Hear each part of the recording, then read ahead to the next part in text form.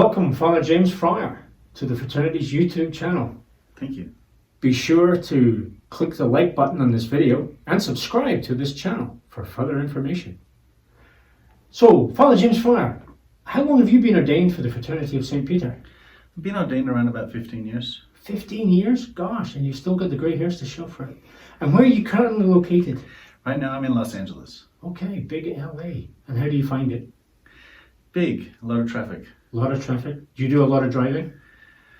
Not distance-wise, but you can be up to 4 hours on the road just to get from point A to point B. Yeah, I remember I covered for you for a week and you sent me out into East LA all by myself.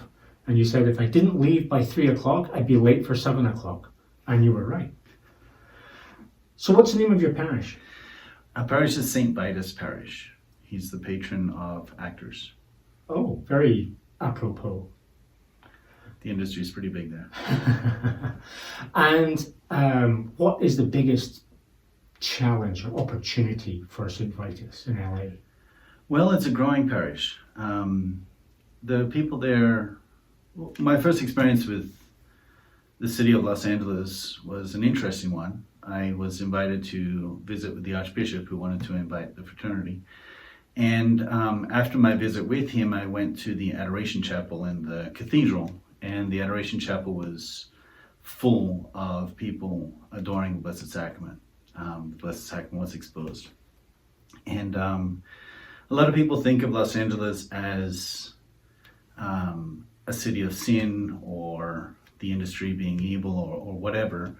But in reality, there's a lot of good people in Los Angeles, a lot of people that are hungry for the faith.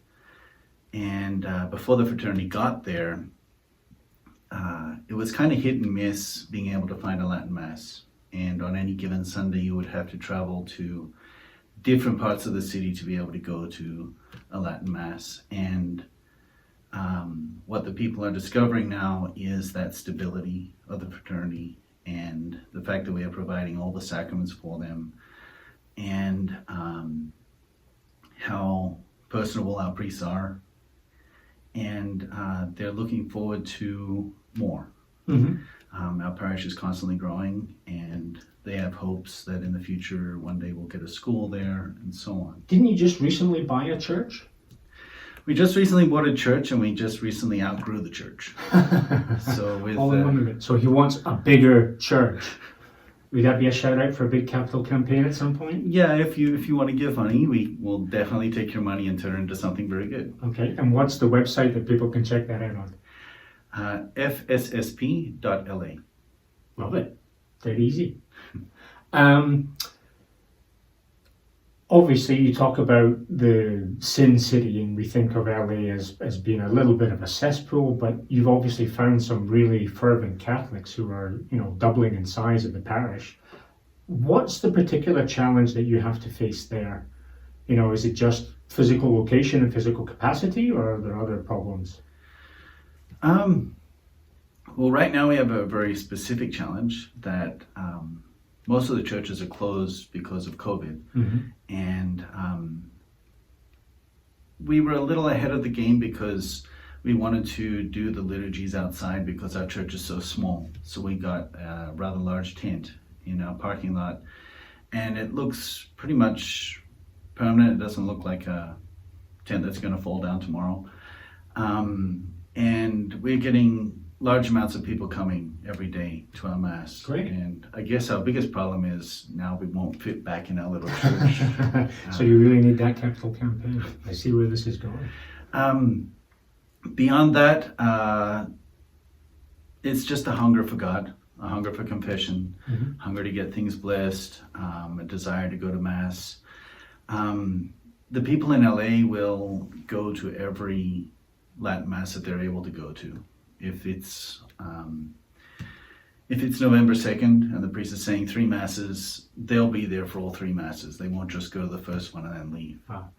They are very devoted to wanting to have every opportunity they can to go to a Mass. Before we came, they had to shop around. They had to find mm-hmm. a place in every other part of the city to go. Now that they have it available, they want to make every opportunity to take advantage of it. Yeah, we've been hearing that a lot the stability of the apostolate seems to be a real draw for people. And I know that when I talk to other people out in the world, they want to recognize, or they do recognize, that the fraternity is the real deal. We're very, very solid. Once we establish something, we don't go anywhere else except to expand. And I think that really helps with people developing their own spiritual life. Do you agree? Absolutely. You need to have that stability in your spiritual life. It has to reflect in the daily grind that you do, when you get up, when you say your prayers and so on. Without stability, you won't grow in the spiritual life. Now, for all of those watching at home, I'm asking all of our priests this: what's the one thing, given the situation that we're in, that people can do for themselves to help them get holier? Well, you got to pray the rosary. You've got to be devout and pay attention when you go to Mass. Use your missal. You have to pray for your priests, because we need prayers to become holy priests if we're going to lead you to God.